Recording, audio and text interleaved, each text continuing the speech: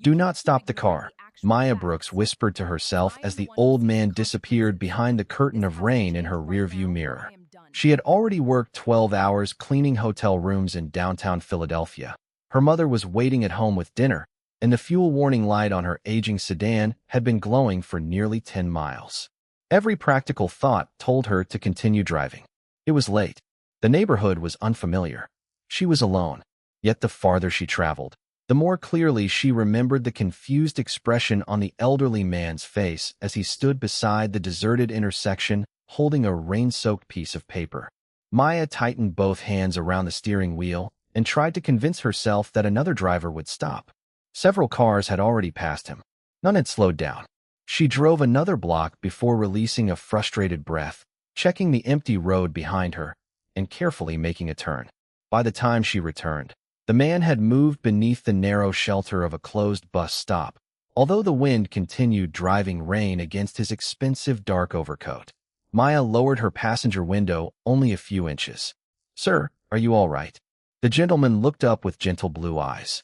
His expression carried embarrassment rather than fear. "I believe I have misplaced my sense of direction," he admitted. "My memory has become less dependable than my confidence." Maya remained cautious. "Do you have a phone?" He searched his pockets and slowly shook his head. "I must have left it at home." She looked at the folded paper in his trembling hand. "May I see the address?" The man stepped closer but kept a respectful distance as he held the paper toward the window. The address was less than 4 miles away, although reaching it required crossing several confusing residential streets. Maya glanced at the clock.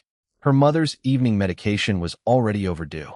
She could call the police, but the old man looked exhausted and ashamed, as though being treated like a problem would frighten him more than the storm. Maya unlocked the passenger door. "I can take you there, but I need to call my mother first." The gentleman entered carefully, apologizing for the water dripping from his coat. Maya called home and explained that she would be late because she was helping someone. Her mother responded exactly as Maya expected. "Drive carefully, baby. Kindness is never worth risking your safety, but safety is never an excuse to forget kindness." During the short journey, the old man introduced himself only as Anthony. He asked about Maya's hotel uniform, listened as she described caring for her mother after hip surgery, and thanked her so many times that she eventually smiled. "You can stop thanking me, sir. I am already driving in this direction." They both knew that was not true, but Anthony allowed her the dignity of the small lie. When they reached the address, Maya slowed in surprise. The stone residence stood behind iron gates and tall oak trees, its windows glowing warmly through the rain. 2 security vehicles were parked near the entrance, and several people hurried outside before Maya had fully stopped. A tall man in a charcoal suit reached the passenger door first. His controlled expression broke the moment he saw Anthony. "Father." Relief and anger collided in the single word. Anthony smiled. "Vincent, I told you I was perfectly capable of taking an evening walk. You disappeared for nearly 3 hours." The younger man helped him from the car before turning toward Maya. His gray eyes moved quickly from her housekeeping uniform to the cracked dashboard, the grocery bag on the back seat, and the hotel identification badge hanging near the steering column. The assessment lasted only a second, but Maya felt it. She had seen that look in expensive hotel suites many times before. It was the look of someone deciding where another person belonged. "Who are you?" Vincent asked. His tone was not rude, yet it carried the authority of a man accustomed to immediate answers. "Maya Brooks. I found your father near Whitaker Avenue. He seemed lost, so I brought him home." Vincent looked toward one of the security officers. "Was anyone else in the car?" Maya's expression changed. "No, did he give you anything?" Anthony immediately straightened. "Vincent." Maya understood the suspicion. Before the son completed the question, she opened her door, stepped into the rain, and retrieved Anthony's folded address from the center console. "This is all he gave me." She handed it to Vincent. "I did not ask his last name, and I did not know who lived here. Your father is safe. That is what matters." Vincent noticed the hurt she tried to hide. "Miss Brooks, I am responsible for his security. I need to understand what happened. Then ask him." She returned to the driver's seat. Anthony leaned toward the open window. "Young lady, please wait. My son is frightened, and frightened men often confuse suspicion with responsibility." Maya offered the older man a gentle smile. "You do not owe me an explanation." I am glad you made it home. She drove away before Vincent could respond, leaving him standing in the rain with the address in one hand and the uncomfortable realization that his first words to the woman who had saved his father had sounded like an accusation. Maya reached her apartment nearly an hour late. Her mother, Evelyn, was waiting beside the kitchen table with 2 bowls of cold soup. Maya said little about the encounter. She described Anthony as kind and his son as worried, carefully leaving out the questions beside the car. She had learned years earlier that humiliation became heavier when spoken aloud. The following morning, Vincent found his father sitting in the library beneath a wool blanket while a physician completed a routine examination. Anthony's health was stable, although the doctor warned that occasional memory lapses required closer supervision. After the physician left, Vincent placed the folded address on the table. "Tell me exactly what happened." Anthony explained the walk, the rain, the confusion, and the many drivers who passed without stopping. Then Maya came back. "Did she ask where you lived before offering help?" "She asked whether I was safe." "Did she ask who I was?" "No." "Did she recognize the house?" Anthony gave his son a disappointed look. "You are still searching for a hidden motive because simple goodness makes you uncomfortable." Vincent closed his eyes briefly. "Father, people have used you to reach me before. And because dishonest people exist, you have decided honest people must prove themselves before receiving respect." Anthony pointed toward the address. On the back he had written 2 words in unsteady handwriting. "Thank Maya." "Find her," he said. "Not to investigate her. Not to purchase her gratitude. Find her so this family can behave with the dignity she showed me." Vincent promised, although breaking habits built over decades proved more difficult than accepting his father's criticism. He instructed Daniel Mercer, his most trusted associate, to locate Maya using only public and professional information. "No contact with her employer," Vincent said. "No pressure, and no one approaches her." Daniel returned 2 days later with a thin folder. Maya Brooks was 32 years old. She worked full-time as a housekeeper at the Franklin Crown Hotel. She lived with her widowed mother in a modest apartment on Maple Street. She had postponed a nursing program 3 years earlier when Evelyn required surgery and long-term rehabilitation. She volunteered at a community pantry and occasionally drove elderly neighbors to medical appointments. There were no lawsuits, no unusual debts, no social media photographs beside Anthony's residence, and no attempt to contact anyone associated with the Moretti family. Vincent studied the folder and felt ashamed that relief arrived before admiration. She was exactly who she had claimed to be. Meanwhile, Maya's life continued without relief. At the hotel, management announced that occupancy had fallen and weekend shifts would be reduced. Maya relied on those hours to pay for her mother's physical therapy, and the loss left a painful gap in the budget. That same afternoon, Evelyn's insurance provider denied coverage for 6 additional sessions, claiming her improvement no longer justified extended treatment. Maya read the letter twice in the employee break room, folded it carefully, and returned to work before anyone noticed her eyes filling with tears. She did not tell her mother. Instead, she accepted evening work through a hospitality agency and began sleeping less than 5 hours each night. 3 days later, Vincent visited the Franklin Crown Hotel, intending to apologize personally. He found Maya near the employee entrance loading clean linens onto a cart. The moment she recognized him, her shoulders became guarded. "Mr. Moretti." "Miss Brooks, I owe you an apology." She waited. Vincent had rehearsed several polished sentences, but none seemed honest enough. "The night you returned my father, I questioned you before thanking you. I allowed fear to become disrespect. You did not deserve that." Maya looked at him carefully. "Your father was missing. I understand why you were worried. Understanding my fear does not excuse my behavior." The direct admission softened her expression. Vincent continued, "My father would like to see you again, and I would like to offer my family's gratitude." He removed an envelope from his coat. Maya immediately shook her head. "Please do not. You do not know what is inside. That is why it is easier to refuse." Vincent paused. "It is not payment. Then it does not need to be money." Her words were calm, but the financial pressure waiting at home made the refusal more difficult than he could imagine. The envelope could have covered months of therapy. It might have repaired her car, reduced the medical debt, and restored the college savings she had emptied for her mother. For one dangerous second, Maya wanted to accept. Then she remembered Anthony standing in the rain as merely another human being, not a wealthy father attached to a powerful name. I helped him because he needed help, she said. If I accept a reward now, I will spend the rest of my life wondering whether that night meant what I believed it meant. Vincent slowly returned the envelope to his coat. Then how may we thank you? Let your father know I am glad he is safe. She started pushing the cart away before turning back. And perhaps listen to him when he says he wants an ordinary walk. People can be protected without being imprisoned. Vincent almost smiled. He has already made the same argument with considerably less patience. Maya continued down the hallway, unaware that a hotel supervisor named Carla Reed had witnessed the entire conversation from the service office.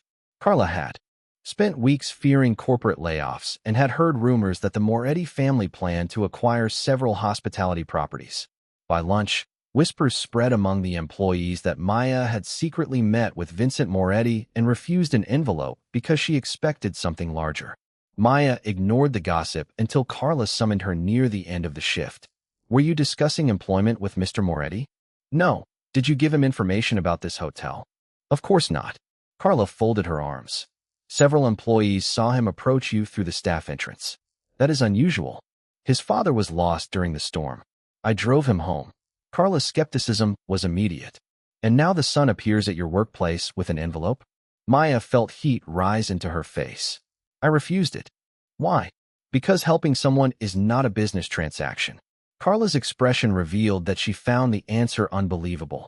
Until we understand whether confidential information has been shared, you are suspended from guest floor assignments. You can work in the laundry department while management reviews the situation. The laundry position paid fewer service bonuses and removed Maya from the co-workers who knew her character best. She accepted without arguing because losing even reduced income would be worse. That night, she finally told Evelyn about the therapy denial but continued hiding the suspension. Her mother studied her face. You are carrying something else. Only exhaustion. Evelyn reached across the table. Your father used to say that pride and dignity are cousins, but only one of them knows when to ask for help. Maya forced a smile. I am not too proud to ask. I simply have no one to ask. Across the city, Vincent's attempt to apologize appeared to have closed the matter, but Anthony disagreed. You offered money because money is the language you speak most fluently, he said during breakfast. She refused because you were answering a question she never asked. Vincent considered the criticism throughout a day filled with meetings. That afternoon, Daniel informed him that the Franklin Crown Hotel's parent company had approached the Moretti investment group about restructuring debt.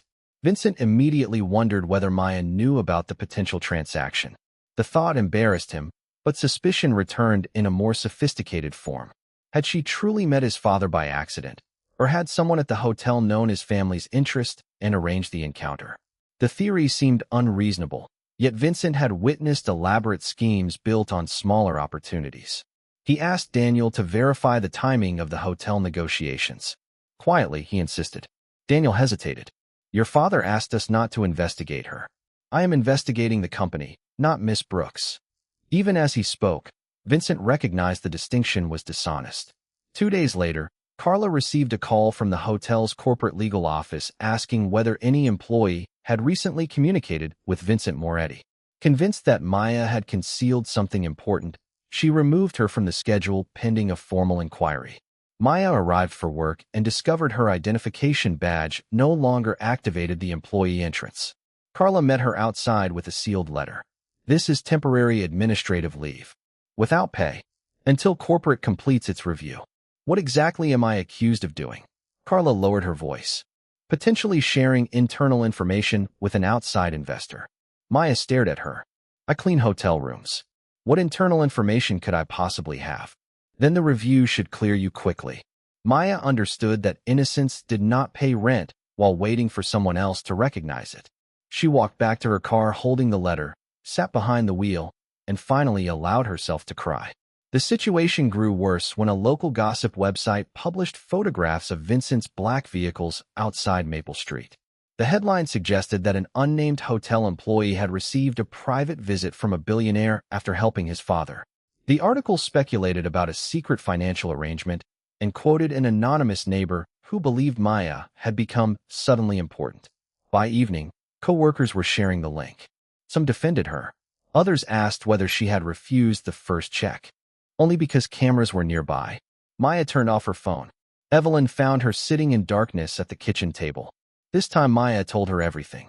"I stopped because he was lost," she said through tears. "That is all I did, Mom. Now people think I planned it. The hotel thinks I betrayed them, and the bills are still here." Evelyn moved slowly from her chair and wrapped both arms around her daughter. "Kindness does not guarantee an easy life," she whispered.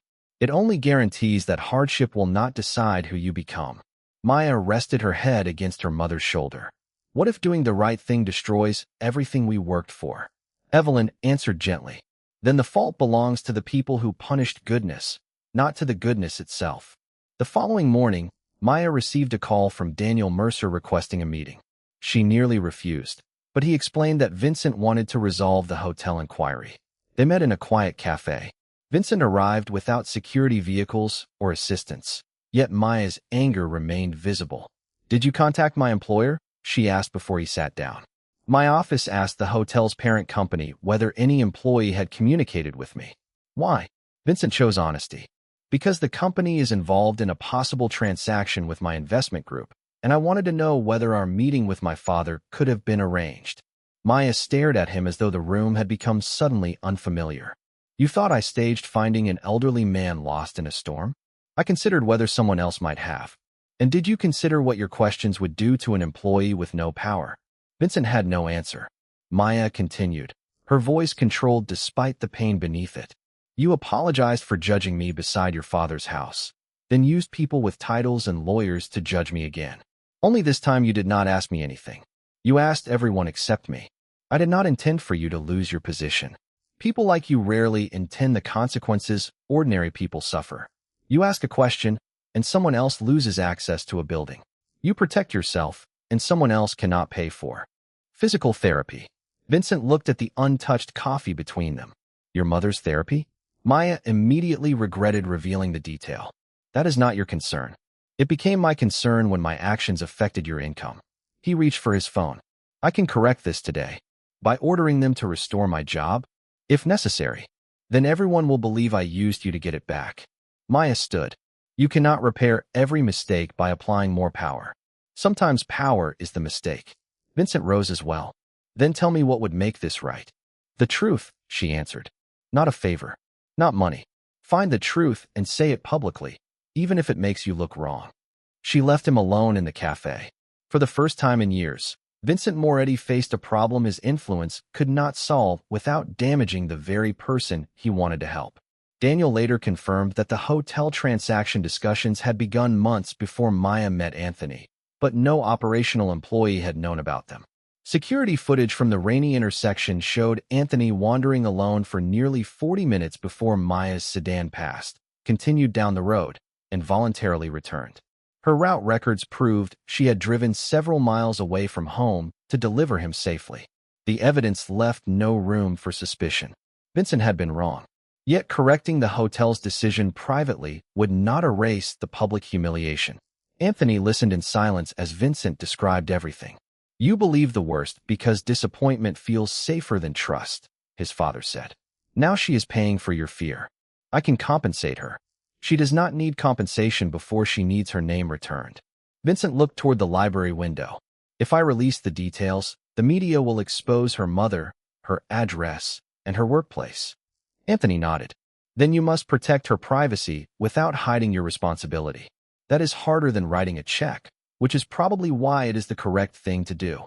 Vincent contacted the Franklin Crown's corporate board and demanded an independent review, but he explicitly refused to influence its conclusion. He provided the security footage, call records, and a signed statement accepting responsibility for the inquiry that had created suspicion. He withdrew the Moretti Group from the hotel transaction to eliminate any appearance that Maya had connected herself to a buyer. The withdrawal placed Vincent at risk of losing a profitable deal and angered several investment partners who had spent months preparing the acquisition. During an emergency board meeting, one director challenged him.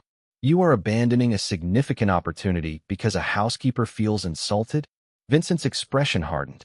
I am abandoning a transaction because my involvement caused an innocent employee to be investigated, and remaining involved would make every correction appear purchased. Your duty is to shareholders.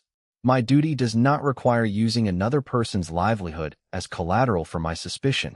The board approved the withdrawal by a narrow margin, but the decision damaged Vincent's reputation among several business allies. For once, his mistake carried a cost he could not shift onto someone else. The hotel's independent review cleared Maya completely and determined that Carla had acted prematurely under pressure from corporate attorneys. Management offered Maya immediate reinstatement with back pay and a written apology. Yet when Carla called, Maya hesitated. Returning meant facing co-workers who had whispered about her and guests who might recognize her from the gossip article. "We would understand if you prefer a transfer," Carla said. "No," Maya replied after a long silence. "I did nothing wrong. I should not have to disappear so other people feel comfortable." She returned the next morning. Some employees avoided her eyes. Others hugged her. Carla apologized privately, admitting that fear of losing her own job had made her suspicious. Maya could have demanded disciplinary action, but instead she said, "What happened to me should teach this hotel that employees deserve questions before conclusions. Make that change for everyone, not only for me." Carla agreed to implement a formal review process preventing unpaid suspensions without documented evidence.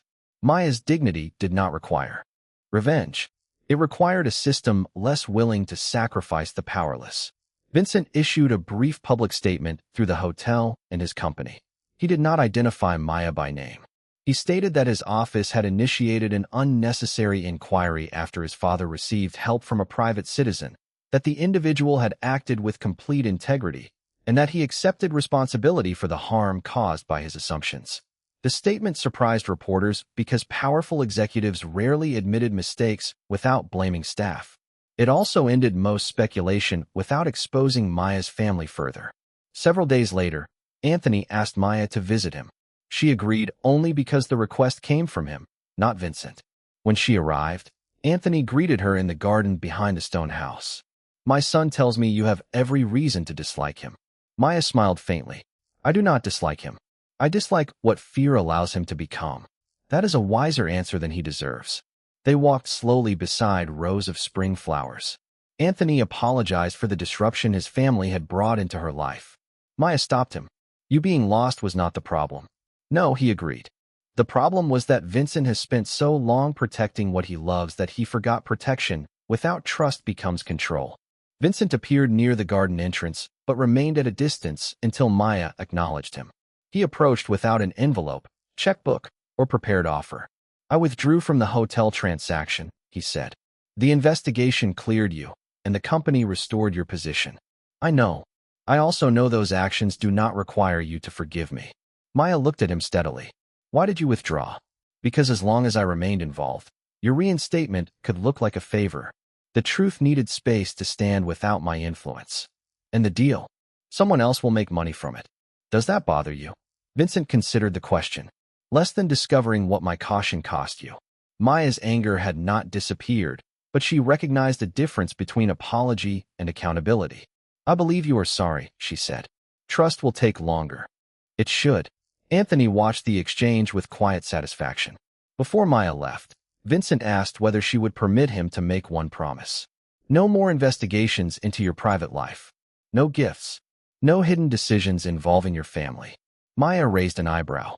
"That sounds very specific. I am learning that good intentions require boundaries." She nodded. "Then keep the promise." Over the following month, Vincent did exactly that. He did not contact Maya's doctor, employer, landlord, or neighbors. He did not secretly pay bills or send anonymous checks. Instead, he asked his foundation team to study a broader problem affecting thousands of Philadelphia families. Caregivers who worked full-time while supporting elderly relatives through rehabilitation. The research revealed that many families lost access to therapy because insurance coverage ended before recovery was complete. Transportation, missed work, and home assistance created additional barriers. Vincent proposed a citywide caregiver support initiative funded through the foundation but administered by independent nonprofit partners. No family would be selected because of a connection to him, and eligibility would be determined by published criteria. When the foundation board asked what inspired the project, Vincent answered only, "A mistake taught me how easily institutions overlook the people carrying the greatest responsibility." The program required months of planning, so it offered no immediate solution for Maya. During that period, she worked additional night shifts to pay for Evelyn's therapy. Exhaustion eventually caught up with her. One evening, while carrying towels down a hotel stairwell, Maya became dizzy and missed a step. She caught the railing before falling, but Carla insisted she sit down.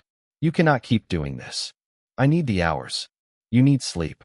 Maya returned home early and found Evelyn attempting to prepare dinner while leaning heavily against the counter. Her mother finally admitted that she had canceled 2 appointments because she knew Maya could not afford them. The revelation broke something inside Maya. "You cannot sacrifice your recovery to protect me." Evelyn smiled sadly. "And you cannot sacrifice your health to protect me." Yet here we are, 2 stubborn women calling the same choice love. They sat together and reviewed the bills honestly for the first time. Selling the car would cover several therapy sessions, but make Maya's commute nearly impossible. Leaving the apartment for a cheaper neighborhood would separate them from the community that helped during emergencies. Returning to school was no longer a distant dream. It seemed irresponsible. Maya felt trapped between every duty she had accepted and every future she had postponed. The next morning, Carla offered her a temporary supervisory position after another manager took medical leave. The role came with higher pay but required unpredictable evenings. Maya initially refused because she could not leave Evelyn alone. Carla said, "You trained half this floor without a title. Do not reject the opportunity before we discuss what support you need." The hotel adjusted the schedule and allowed Maya to complete administrative work remotely twice a week. For the first time, help arrived through an honest conversation rather than rescue. Maya accepted the position for a 90-day trial. Her leadership style changed the department quickly. She learned employees' names, paired new workers with patient mentors, and insisted that every complaint be investigated without assuming the lowest-paid person was responsible. The lesson from her suspension became policy in the way she treated others. Meanwhile, Vincent's caregiver initiative received approval. Before announcing it, he asked Anthony whether Maya should be informed privately. "Would you tell her because she deserves advance notice?" Anthony asked. "Or because you want her approval?" Vincent smiled reluctantly. "You have become irritatingly precise.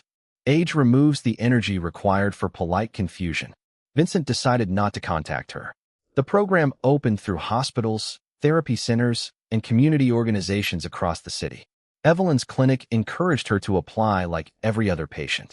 Maya reviewed the application and recognized the Moretti Foundation name. She immediately closed the form. "I cannot accept this." Evelyn adjusted her glasses. "Why?" "Because Vincent created it." "Did he create it only for us?" Maya investigated. The published report showed funding for hundreds of families, transparent criteria, independent review, transportation assistance, respite care, and extended rehabilitation. No individual donor selected recipients. Evelyn touched her daughter's hand. "Refusing special treatment protected your dignity. Refusing equal access because of pride might injure it." Maya remembered her mother's warning that pride and dignity were cousins. She completed the application. Several weeks later, Evelyn qualified for extended therapy and transportation support based on medical and financial need. Dozens of other families received the same letter. Maya sent Vincent a brief handwritten note through the foundation office. It contained only one sentence. This time, "You helped without deciding who I was before asking what people needed." Vincent read it twice and placed it beside Anthony's original note that said "Thank Maya." That autumn, Maya's temporary supervisory role became permanent. The promotion did not transform her into someone different. She still helped make beds when the department fell behind and still carried groceries for neighbors after long shifts. Yet she began understanding that accepting leadership did not betray humility. Sometimes authority allowed a compassionate person to prevent others from suffering the same injustice. At the hotel's annual employee meeting, Maya presented a new dignity policy requiring evidence-based investigations, confidential employee interviews, and paid administrative leave when allegations remained unproven. Carla supported the proposal publicly. The policy passed across all properties managed by the company. Vincent learned about it from a local labor newsletter and felt something close to pride. although he knew the achievement belonged entirely to Maya. Months later, Anthony invited Maya and Evelyn to the farmer's market. The meeting was simple and public, exactly as Maya preferred.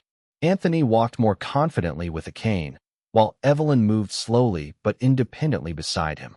The two older parents began discussing physical therapy, stubborn children, and the humiliating number of instructions younger people believed age required.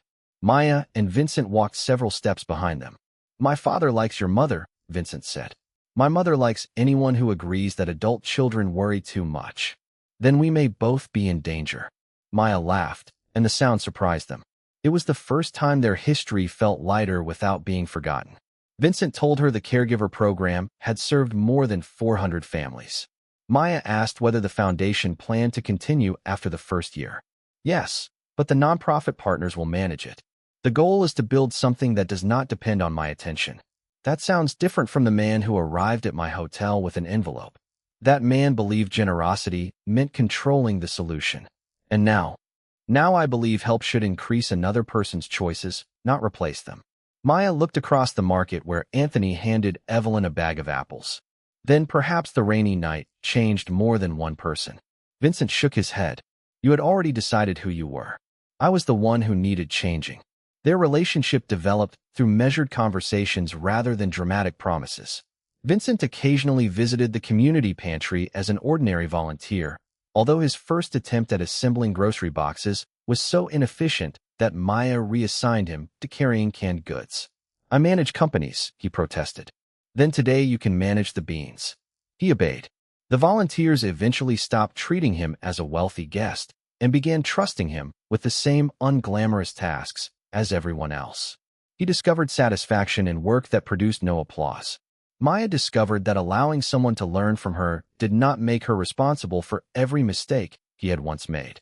Trust returned slowly because it was built through repeated choices rather than a single apology. Nearly 1 year after the night of the storm, the renovated community pantry hosted a neighborhood gathering.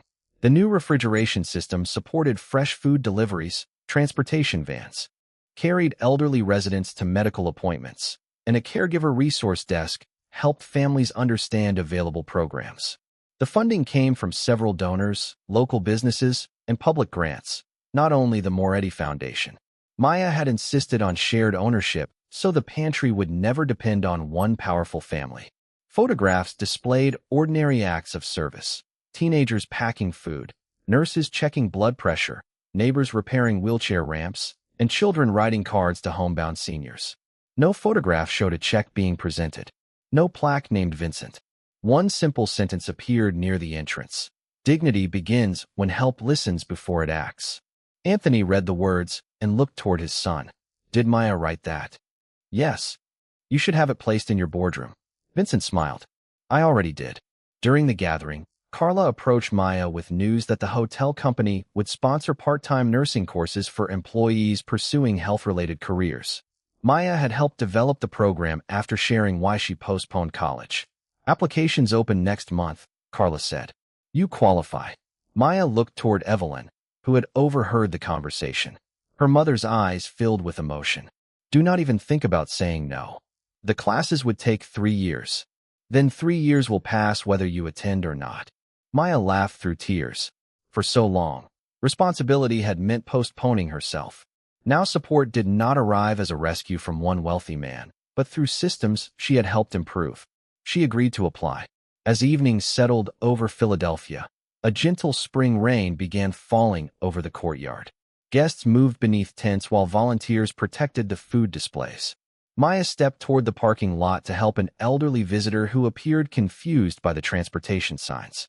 Before she reached him, a young hotel employee named Tasha hurried forward with an umbrella. Tasha had once been afraid to speak during Maya's training sessions, but she now guided the man patiently toward the correct van. Maya stopped and watched from a distance. Vincent joined her. "You were going to help him," he said. "Someone else saw him first. Does that disappoint you?" Maya shook her head. "It means kindness is becoming a habit larger than one person." Anthony and Evelyn stood together beneath the awning, smiling as the young employee held the umbrella over the stranger. Vincent looked at Maya and remembered the first rainy night, the suspicion beside the car, The envelope she refused, the investigation that cost her job, and the painful truth that good intentions without humility could become another form of harm. My father once said you gave me two gifts, he told her. The first was bringing him home. The second was forcing me to understand why you stopped. Maya considered his words. I did not stop because I believed the world was safe. I stopped because I did not want fear to make every decision for me. And I nearly allowed fear to punish you for it. You did, she said without softening the truth. But what you did afterward mattered too. Vincent looked toward the crowded pantry filled with families, volunteers, hotel workers, caregivers, and neighbors whose lives had become connected through choices none of them could have planned. Do you forgive me? Maya had known the question would eventually come. She did not answer quickly. Forgiveness, like trust, deserved honesty more than kindness. I forgave you before I trusted you, she said. Forgiveness released me from carrying what happened. Trust required you to become someone who would not repeat it. And have I? Maya watched Tasha help the elderly visitor into the van before turning back to him. You are becoming that person. It was not a perfect answer, but perfection was no longer what Vincent needed. The rain strengthened, tapping against the tents and shining beneath the streetlights. Maya opened her umbrella and prepared to walk Evelyn to the car. Vincent offered to help, then paused. Would you prefer that I ask your mother first? Maya smiled. You are learning. Evelyn accepted his arm with theatrical importance, while Anthony followed behind complaining that no one offered him assistance because he looked too handsome and capable. Their laughter carried across the wet parking lot. Maya remained for a moment beneath the awning, watching the people she loved move together through the rain. 1 year earlier, she had believed helping a lost stranger was a small decision that would disappear into an ordinary night. Instead, the choice had exposed prejudice, tested her dignity, cost her security, challenged a powerful man, changed a workplace, expanded care for hundreds of families, and returned her to a dream she had nearly surrendered. None of it had happened because kindness guaranteed reward. Kindness had brought consequences, misunderstanding, sacrifice, and risk. Yet it had also revealed character, not only Maya's but everyone else's. Anthony had accepted vulnerability. Evelyn had taught the difference between pride and dignity. Carla had turned guilt into reform. Vincent had learned that accountability mattered more than control. Maya had learned that receiving fair support did not weaken the goodness that made her offer help in the first place. As she finally crossed the parking lot, another car slowed near the entrance. The driver lowered the window and called toward a woman standing alone beneath the rain, asking whether she needed directions. Maya watched the stranger accept help and felt a quiet warmth settle inside her. The greatest act of kindness was not the one remembered in speeches, written on checks, or displayed beneath a powerful name. It was the one that taught another person to look up, notice someone, and choose compassion before fear could tell them to keep driving. And beneath the soft spring rain, Maya understood that the journey had never been about how far she carried Anthony Moretti that first night. It was about how far one honest decision could travel after both the giver and the receiver allowed it to change them.